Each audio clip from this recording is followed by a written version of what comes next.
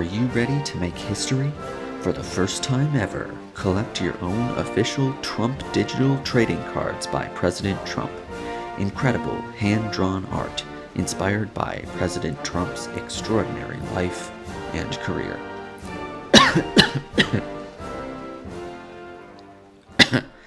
Excuse me, I almost just choked on somebody else's ego. But yes, indeed, you heard me correctly. Donald Trump has released the Trump Digital Trading Cards, a collection of 45,000 NFTs, all about him being a superhero or a astronaut or something. If we look here on the website, there's just like a cowboy, a bunch of gold bars, and a golfer. But yep, this is the Trump NFT collection. And to be perfectly honest, it could be worse. But we are also looking at a former president of the United States selling digital garbage on the internet. According to CNN, Donald Trump's NFT superhero trading cards timed the market all wrong. We see here total NFT volume last month was down 89% from its peak in January. Donald Trump missed the boat. Oh wait, they sold out in less than a day. I don't know if I should be happy or smug or disappointed. But this is the world we're living in. And as a smart contract developer, I was like, heck, let's take a look at the code. So to find the smart contract code for the Trump NFT collection, just head over to the OpenSea page for it, and you can find this handy dandy little button here. Link will also be in the description if you need it. And click on it, and here we go. We can see, well, they actually still have a decent amount of activity going on here. I suppose we are, only 2 days or so after they launched and completely sold out somehow. So there's still a decent amount of trading activity going on. But we're interested here in this contract tab. And here we go. Here we have the source code for the Trump NFT collection. Don't worry, we're not going to be reading it in this tiny little window here. I took the liberty of beforehand playing around with it a little bit in the Remix IDE, testing it out, making sure I understood how it worked. And then for your viewing pleasure, I have it here in Visual Studio Code as well. Hopefully the font is big enough for you to read, and it does compile just to make sure that I have everything set up here correctly. And right off the bat, actually, it's not awful. You see here, they're using the Open Zeppelin contracts, which is great. Like, unless you really, really, really know what you're doing, you should almost definitely be using the Open Zeppelin contract library. It's super handy. They have good documentation. It's well known. It's well vetted. You should almost always be using Open Zeppelin, and they're using Open Zeppelin. So kudos to them. Good move. They're also using here this library. I looked it up. It is from OpenSea. It implements a requirement that they're enforcing strictly as of January 2nd, 2023. It's part of their Seaport Marketplace protocol, but we don't need to worry too much about that. We'll see here, this is pretty much a standard NFT contract, but because there is some handwritten code here still, there are some nitpicks that we can take a look at. A couple of interesting things I found while reading through. So the first thing is actually here in the constructor. And it's this loop right here. Actually, this one is not too bad. Technically, this count can overflow. You can overflow it and then add it up to 1,000 again and pass the require statement. with some invalid data here, but it would actually be pretty difficult because you'd have to calculate the shares just correctly. And also this is part of the constructor. So really it would mostly just be irresponsibility on the part of the contract deployer if this ever actually manifested. But technically, I mean, especially because this is an unsigned 16-bit integer and you're adding it to a 256-bit integer, it would take forever to even think about this overflow happening, let alone it being a very grave concern. I mean, you're the contract deployer, so you would probably notice something was wrong right away. So not too big of a deal. Still thought I should point it out. But the next thing is here in this mint several function. This is the NFT minting function of this contract. So it mints some number of tokens to this minter. Wonderful. And it can only be called by whoever has this minter role. And according to the data that's on chain on Polygon right now, there is actually only one address that has this minter role. And yeah, so only one account in this case is able to call this function. But if we look on the page here, it says 45,000 items. If we look on their website here, scroll down to their FAQ, there's something here about how many. It says there are 45,000. Great. And actually, there is nothing in the contract that enforces that 45,000 limit. It is just the minter deciding to stop minting tokens.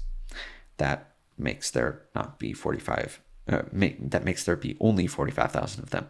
In addition, technically, there wouldn't necessarily be metadata for them either, but you could actually have this contract. If you got a rogue minter, the minter could mint more than 45,000 tokens. There's nothing in the contract that's enforcing that 45,000 hard cap.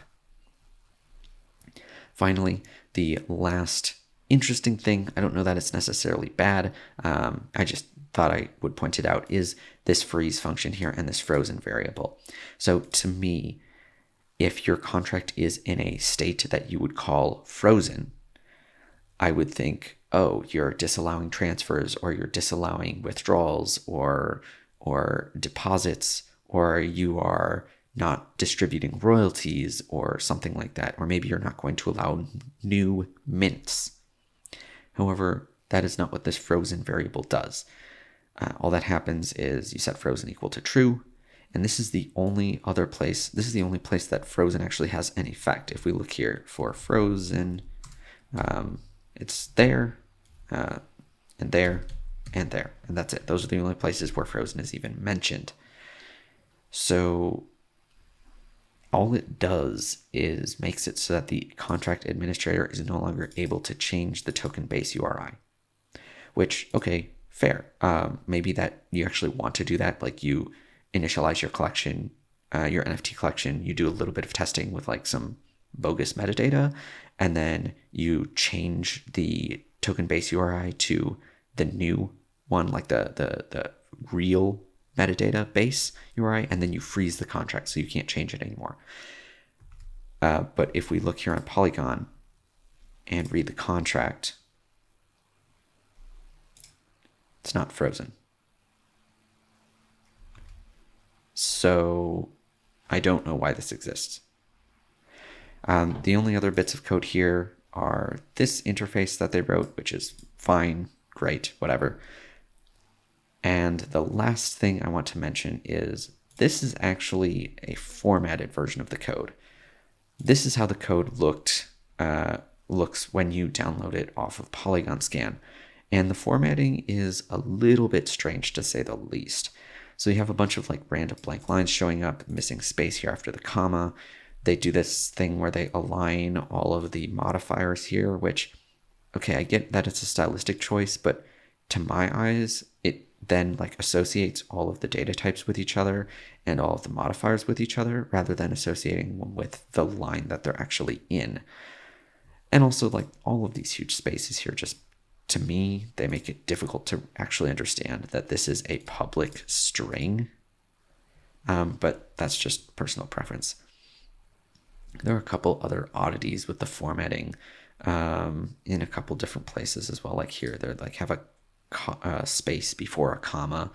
Just like it, to me, it says maybe like a little bit of lack of attention to detail, but it could legitimately be a lot worse. They just didn't run the formatter on their code. And a lot of these functions here, like the ones that have these big documentation comments, those ones are just copy pasted from other places on the internet. So that's why I didn't bother reviewing them. But yeah, so that's kind of it for the contract code. But there's a lot more interesting stuff going on chain. So when we, if I scroll down all the way down here, we can see how the contract was initialized.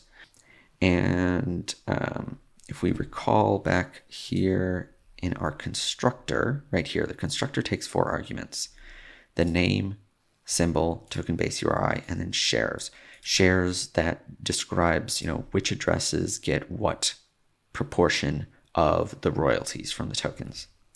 So if we take a look here, these are these 4 arguments here: the name, Trump digital trading cards; symbol, Trump.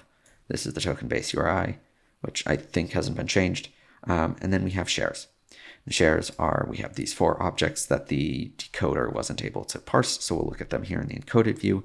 They are these last 8 lines here, and they denote the proportion of shares to which this address is assigned, proportion of shares for this address, proportion for this address, and proportion for this address. And let's see here. If we, so this, they end up adding up to 1,000. This is like 423 shares, which is 42.3% of the royalties. And then we have like 90 and 62 or something like that. I don't remember what the exact numbers were. Right. But the most interesting thing is actually this address right here. So if we take a look at this address, and go back up here to read contract and click on, where is it? Balance of.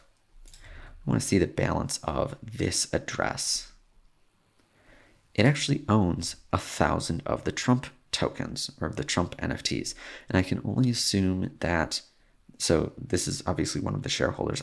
This one is not the contract deployer, but I can only assume that this is the 1,000 that will later be available for sale, like after, I think there's something in the FAQ here that said like they have sweepstakes, and then they'll release the last 1,000 or something like that. It might have just been on how many there were. Now I'm lost. How many Trump digital trading cards? Yeah. So it says 44,000 of them will be available for sale. I don't know what they're going to do with the last 1,000. But I can only assume that that's what these 1,000 are. Those are those last 1,000 tokens that they're going to do something with. Who knows? But yeah, there were a couple other interesting things here. Like I was able to find some of their testnet deployments on the Mumbai testnet. So I kind of was able to see some of the history of the development of the contract, but we don't need to go through that. It's not super interesting, but I'll leave the links in the description if you are interested in checking those testnet deployments out as well. But anyways, this was a quick rundown overview of, I just can't.